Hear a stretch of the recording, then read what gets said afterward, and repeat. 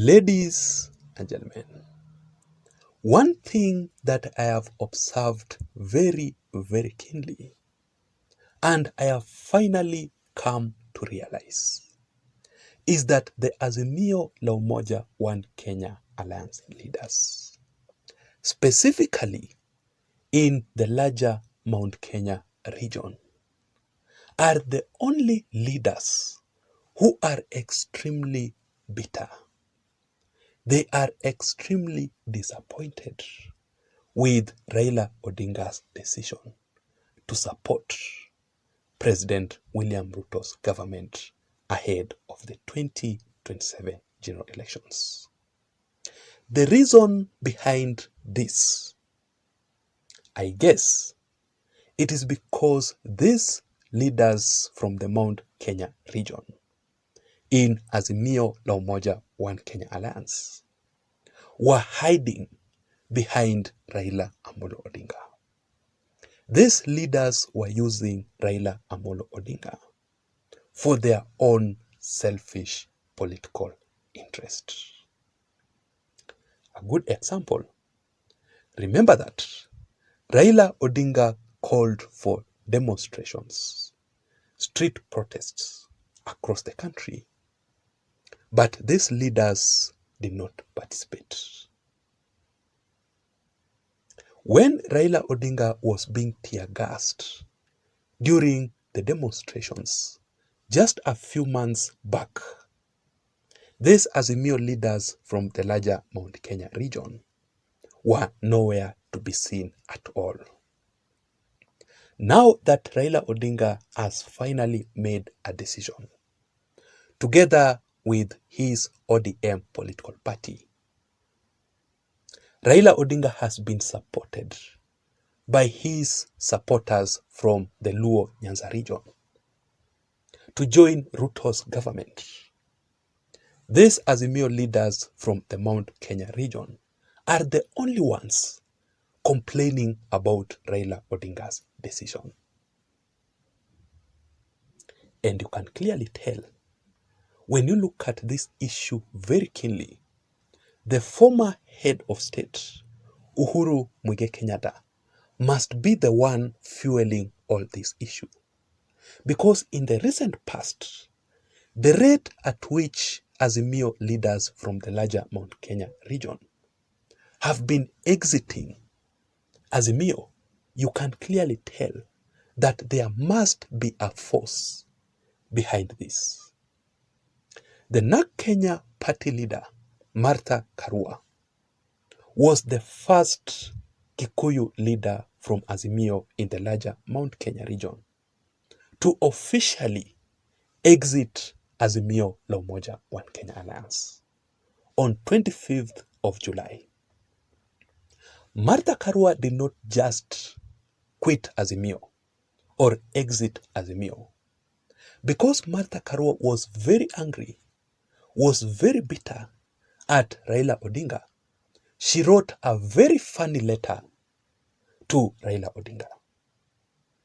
Martha Karua's letter addressing Raila Odinga was very funny, because the way she wrote that letter, the tone that Martha Karua used while addressing Raila Odinga, you would think that Martha Karua or the NARC Kenya party is a very, very big political party in AZIMIO. You would think that Martha Karua's exit from AZIMIO La Umoja One Kenya Alliance will actually cause a severe political threat to Raila Odinga, and that Raila Odinga will suffer the consequences. I mean, just look at the headline or the title of this letter in capital letters and in bold. Notice to exit from AZIMIO coalition. Just read the tone. Kindly take notice. Kindly take note that our stay in AZIMIO La Umoja One Kenya coalition is not tenable due to the prevailing political developments. As NARC Kenya, by way of this letter, we are giving notice to exit the coalition as stipulated in the exit clause in the coalition agreement. This notice is effective from the date of this letter. Have you read the tone? What exactly can you say about it? The second Kikuyu leader from AZIMIO in the larger Mount Kenya region to exit AZIMIO la Umoja One Kenya Alliance and to officially dump Raila Odinga. The recent one is the PNU party leader Peter Munya. I personally don't have any problem with Peter Munya or the PNU exiting AZIMIO. But I have a very, very big problem with how Peter Munya spoke. With a lot of bitterness. Peter Munya spoke so badly while addressing Raila Odinga.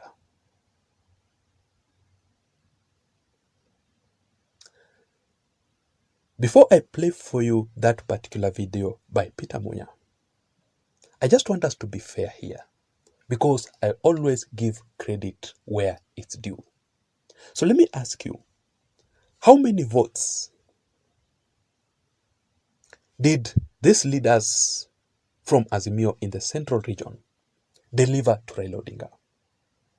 How many votes did Martha Karua and Peter Munya deliver to Raila Odinga? Absolutely none. In fact, I strongly believe that Raila Odinga would have gotten the same amount of votes, in fact, even more, without the support of Martha Karua and Peter Munya. The only leader who delivered votes to Raila Amolo Odinga in the previous 2022 general elections from the central region, it is the former head of state, Uhuru Kenyatta. Otherwise, the other leaders from AZIMIO in the Mount Kenya region delivered nothing completely. Also, do you really think that Martha Karua and Peter Munya's exit from AZIMIO will cause any political threat to Raila Odinga or ODM ahead of the 2027 general elections? Of course, no. Because their political parties, NARC Kenya and PNU, does not have any elected leaders. These political parties are what we call the village parties. That is why even with their exit from AZIMIO, their exit is not even felt at all. So just listen to this speech by Peter Munya. But as you listen, I would also want to request you to take 1 second or two and hit the subscribe button down below for more political updates like the one that I'm currently doing here. You can also give this video a like so that YouTube can recommend this video in particular and this channel to reach out to more people. Because if you like this video, if you subscribe to this channel, that is the only way that we can improve this channel to grow. Let me see you again in my next video analysis, but I will also want to know your thoughts and your opinions in the comment section down below. Just listen to this speech by Peter Munya. See you. Bye-bye. The Party of National Unity shall continue to hold talks with like-minded political parties towards the restructuring of the AZIMIO coalition. We are saying the AZIMIO coalition as currently constituted is untenable, and therefore we are already in discussions with other party members, including Jubilee and DAP and others, to see how to change the trajectory of that coalition. As currently, constituted and the way the coalition is moving, it is taking us back to the dark days when we used to, whenever there is a problem, you incorporate opposition in government, kill opposition, and then continue doing whatever you wanted to do. And it is important to make it clear that under our current constitutional setup, there is no way you can set a government of national unity. There is no animal like that in our constitution. If you read our constitution carefully and clearly, you will see there is no animal in the constitution called government of national unity. That is a creation of self-serving politicians who want to reap from the suffering of the Kenyan people. If you want to form a government that includes opposition, then you have got to amend the constitution to provide for that. We run, people have forgotten, we are not in a parliamentary system. We are in a presidential system where government is clearly defined and opposition is clearly defined. And the opposition seats are actually in parliament. That's where we have minority leader, deputy minority leader, whips. We have them sharing critical positions in parliament. We don't have opposition in government. When you create an opposition in government, then you are going against the grain of our constitutional setup. You are creating a mumbo jumbo. That is not going to take us anywhere. And Kenyans are tired of this music,